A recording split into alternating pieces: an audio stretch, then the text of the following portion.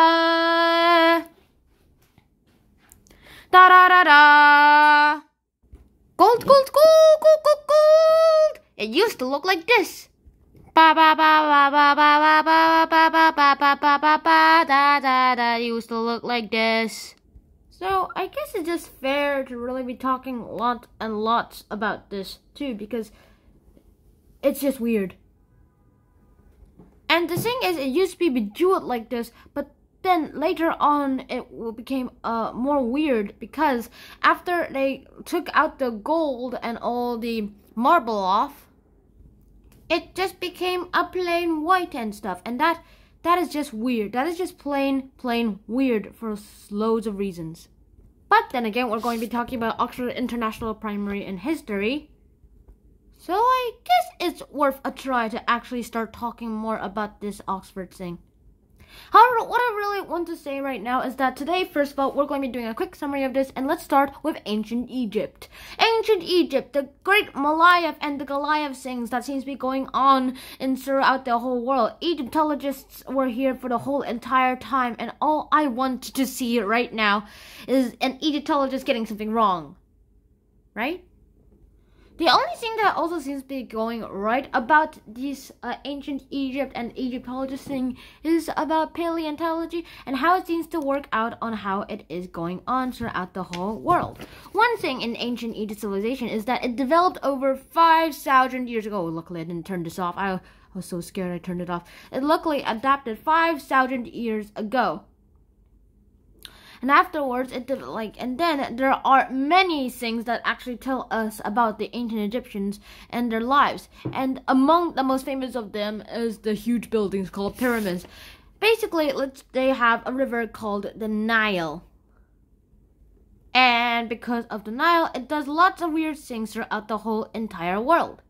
And afterwards, after this actual Nile thing, there is a lot of fertile soil that seems to be going on throughout the whole thing. And since there's lots of fertile soil, it was able to be better at farming, and that in turn did so much more to the ancient Egyptians, as it gave them better food and it gave them better stuff. And that means that flooding for them is awesome. Flood. It just works out for them. That usually shouldn't even work. However, flooding is somehow useful for them, so I guess that's how it seems to work.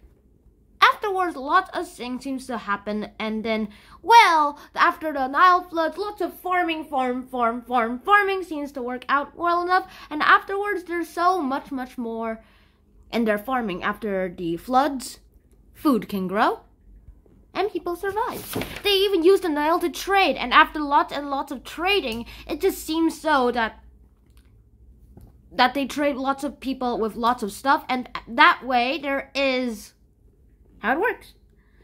After that, usually they farm wheat and barley are one of their most favorite produces, and this is how they clean them up. They just throw it into the air, and the heavy husk falls out, and the little empty things, the empty and light stuff, and the grain basically falls down. Clean grain falls down into the basket, and light empty husks get blown away by the wind. So that's ancient Egypt for you.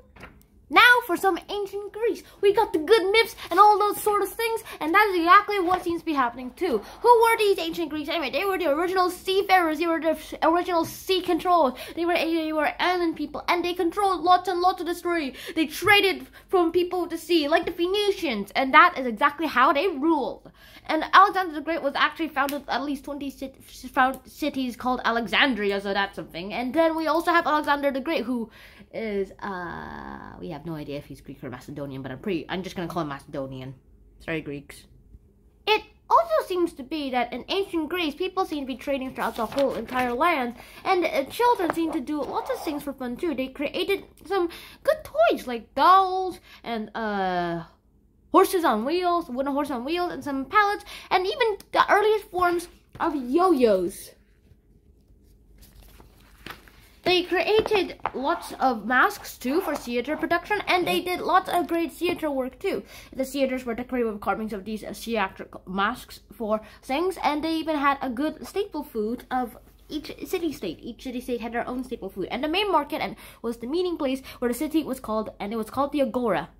So that's ancient Greece. Now let's go on to clothing and stuff. Clothing, the cold weather, people actually wore a cloak called the Himatians. And people sometimes wore leather sandals, also it was more common to wear barefoot stuff. And then some people usually also, during the summer, people usually wore the chiton, which was created by the single piece of cloth. Men's chitons were often knee length, while women's chitons were actually reached the ground to cover up their legs too. And children's clothes were actually similar to adults' chitons. And pins held the chitons in place so that it didn't fall down and did some awkward stuff in public. And most people were barefooted, including the women. That's weird. And imagine yourself as a child in ancient Greece. What would you actually think of yourself doing in that time? Well, as a child in ancient Greece, that would probably be a little weird out because it will not be... Oh, if I was suddenly a child in ancient Greece right now, then that would be weird because then I have to play some weird toys. There will be no internet. I wouldn't be able to watch DVDs unless I brought one with me. And... yeah, most people were barefooted, so I guess that kind of works out too. And now let's talk about seafarers and soldiers. Their soldiers usually had a wooden shield with an outer layer of bronze. They usually had spears and helmet decorated with a crest of horsehead, and their spear was 2.5 to 4.5 meters long. It was usually taller than them. And metal armor also protected the shins, and they carried food in their sacks, such as grains and cheese, in the bag so that they can, like, have lots of things in the end, and they can go ahead and do more things there. And their ships had a bronze covering battering ram to drive into enemy ships so that there is no classical version of the seafarer warfare. You can just ram into someone like on land. And 3 rows of oars with up to 170 oarmen who were citizens and not slaves were usually the ones who were doing stuff. And the ship's commander actually stood at the back. And that is just what seems to be going on throughout the whole classic world of the Greek world. And see, these 3 rows of 170 oarmen, I guess that's kind of what seems to be working out throughout us. Soldiers fought on the deck, and that's just weird. And why is someone taking a photo of me? Or is she? I have no idea. And there's this helmsman who's steering the ship right here. Actually, he's here. He just tugs that string that controls the ship's flags and stuff. And this, like, the greatest sea battle in Greek history that was ever fought was near Salamis in 480 BCE, and that's just something too. And they have lots of good trade and arts and ideas. They were good at myth tellers. They housed the person who was called the father of history. They were very good mathematicians and scientists. So yeah, that's pretty nice too. Now let's go to ancient Rome. And ancient Rome, they had amphitheaters and literally everything. 2,500 years ago, these civilizations actually developed around the city of Rome in Italy. And that is just impressive because it predates AD times. Then again, later on, this empire spread throughout the Mediterranean, and then it went throughout the coastline of the Mediterranean. And that is pretty impressive too. They were able to control lots of things. It's just that they weren't able to control like how the Mongols controlled the whole biggest empire in the whole world.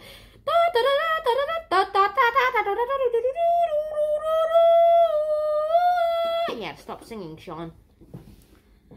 They had a great way of life, and that just seemed to be fine with them. And how did the Romans spread? Well, they spread by empire conquering. They conquered Gaul, which is now called France. They conquered parts of Britain. And they even conquered lots of other lands too, which is something weird, I guess. The Roman Empire began in, you guessed it, Rome of Italy.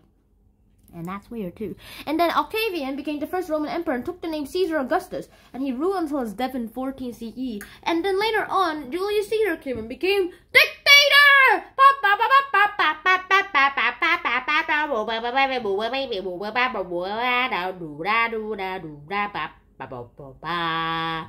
And that's exactly just what seemed to happen too. And how far did these Roman territories reach? It was at its largest in 170 CE, but then it had to split in two because of, well, it turns out Romans can't manage a big empire like that.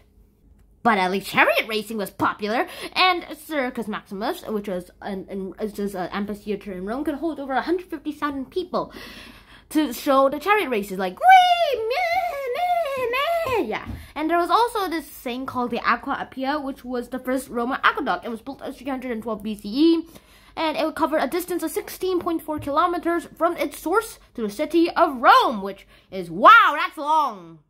women wore something similar to the chitons of the Greeks. That's how you pronounce it, right?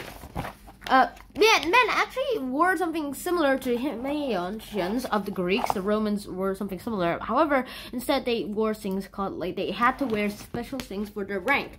If you were a woman, you wore a dress called a stola and a cloak called a palla when they went outside. Men and women both wore a simple tunic under their clothes, but richer men wore togas, and that's one of the things too. A matron, a rich woman, wore jeweled brooches and pins, earrings, rings, and necklaces. And the most common footwear was actually leather sandals. Slaves and workmen wore a simple tunic made of very rough material, the cheapest clothes there is. And then the senator were important officials, so they wore togas of finer materials, such as Indian cotton or Chinese silk. China,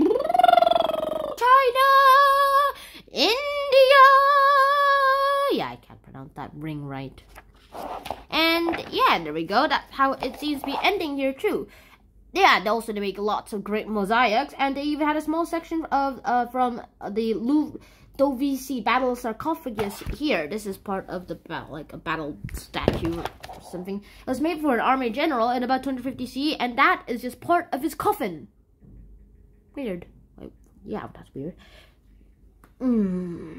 And architecture of arches and all that actually influenced the whole world. In fact, even the U.S., these arches in Washington, D.C. and the railway station had arches that were influenced by Roman architecture, and that station was completed in 1908 CE.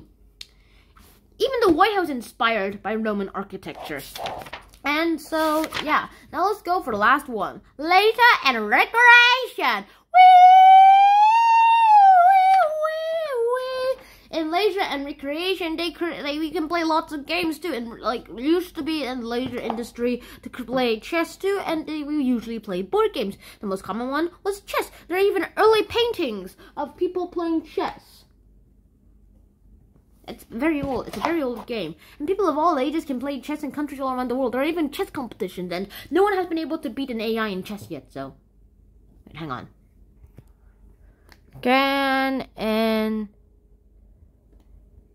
No, wait. Did someone beat an AI in chess? I wrote FID. You just gotta be kidding me. Hang on. Load in. Did someone beat an AI in chess? Chess programs run on commercially available desktops on decisive victories against human players in matches, and the second of these against the world champion as of 2023, the last major human-computer match. Since at this monumental moment, artificial intelligence had the iron grip on chess, and even gone of the oldest games in history, as artificial intelligence proves it can continues to outperform human ability. Okay, this is bad. What if they accidentally invent Terminator? OMG. And so, yeah, recreation and all that. Oh my gosh, this phone is hot. And that's exactly what seems to be going on. Nowadays, we even have VR things, and there's even books about VR, like Minecraft VR.